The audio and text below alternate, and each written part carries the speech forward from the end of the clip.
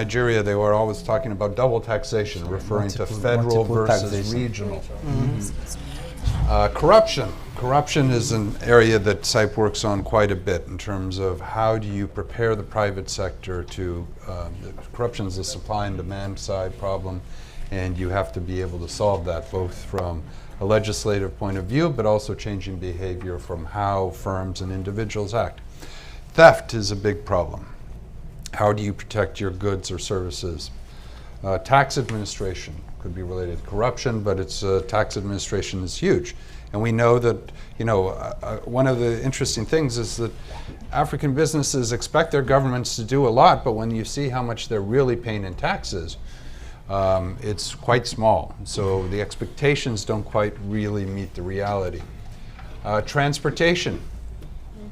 Infrastructure, we're going to there. And then we talk about customs and trade in terms of how bureaucratic is it really for small businesses to even pretend that they can export, let alone export across, as we saw in Kenya, across counties was a big problem. So if we take a look at this enabling environment and the barriers that, that are preventing SMEs from participating and benefiting from AGOA, but these are really African problems that need to be solved by Africans themselves and African governments. So when we take a look at maybe this AGOA, which does provide access to market, it's really talking about really beginning to start to solve the problems in terms of the enabling environment. So as that relates to AGOA, what would be your recommendations? What role does civil society play? What role does business play? And what role should government play? Let's start with you, Dr. Okay. I think, as you rightly said, I think it's not a role that can be played by a single sector. It is responsibility of the government, the civil society organization, the organized private sectors, and so on and so forth. Virtually all of them to play their role crucially. I think by so doing, they'll be able to solve the problem. Because let's start too from the operators themselves. How are they organized? How do they perceive their business? As you rightly said, a lot of them in Africa operate within the informal sector. They don't have an organized bookkeeping and record keeping, and as such, anywhere they go for fund, they ask for what is your business plan, what is your marketing plan, what is your cash flow, and so on and so forth. So I think the most important thing for them to do is to organize their business in a formal way. And again, the taxation component, as you mentioned, is another way, especially in Nigeria. Some of the MSMEs tend to have this problem of multiple taxation. Taxation from the local government, taxation from the federal government, taxation from the state government, well, taxation from their own association and organization. It became a problem. But again, the government there is trying as much as possible to see how they can harmonize this tax so that you will pay, all of them will capture the tax bracket at a single level. I think too, the civil society organization have a very crucial role to play in terms of hammering and telling the government what role they are to play. Because a lot of them too seems not to be accountable, so to say.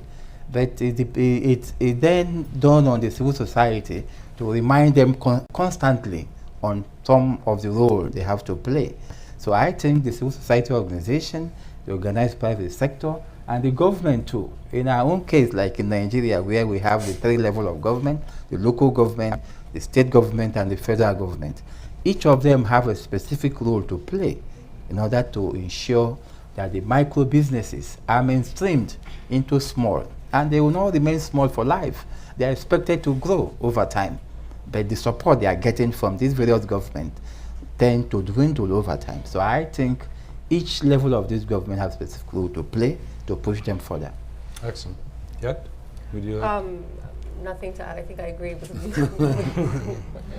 Dr. Karancha. I'll just say it's very hard to support what you don't know. So there's an irony here. AGOA has been there for a very long time. The conversation has been going on forever.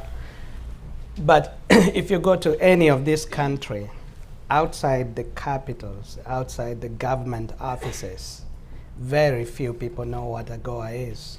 They might know the name, but they don't know what it entails and how they can engage.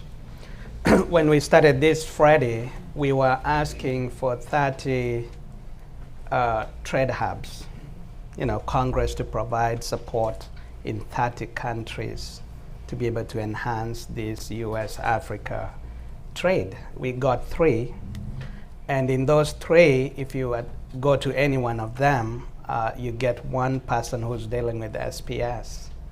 Now, sanitary and phytosanitary issues, and this has been the biggest challenge. Now, when you look at the USDA, and we did this with African ambassadors, we even took them there so they can discuss real time with them what are the challenges they are facing, how can the US help them.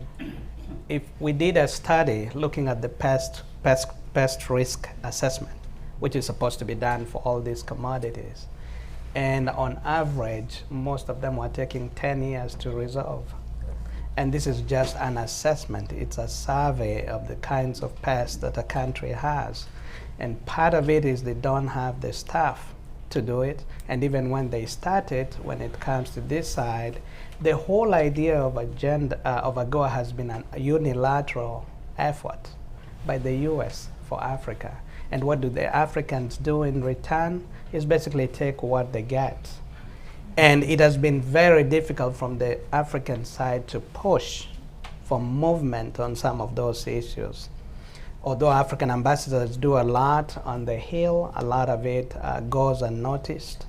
A lot of the statistics and the issues, they end up piling up in our files, but they never get resolved. Why? Because that issue in country is handled by the Minister of Trade. The Minister of Trade, look at any country, they are not the most prominent ministers. They are not vibrant. They are not out engaging communities and businesses. They are looking at their inter-country or regional trade. And on the other hand, they're not talking to their ministers of industry and commerce and agriculture and finance, who are the guys who are supposed to make sure that banks are doing what they need to do.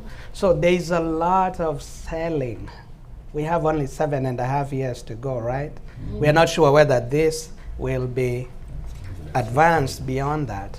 So for the takeaway, as I'm talking about all this, we can continue talking about obstacles and challenges and so forth. Or we can say the benefit of AGOA really has been twofold.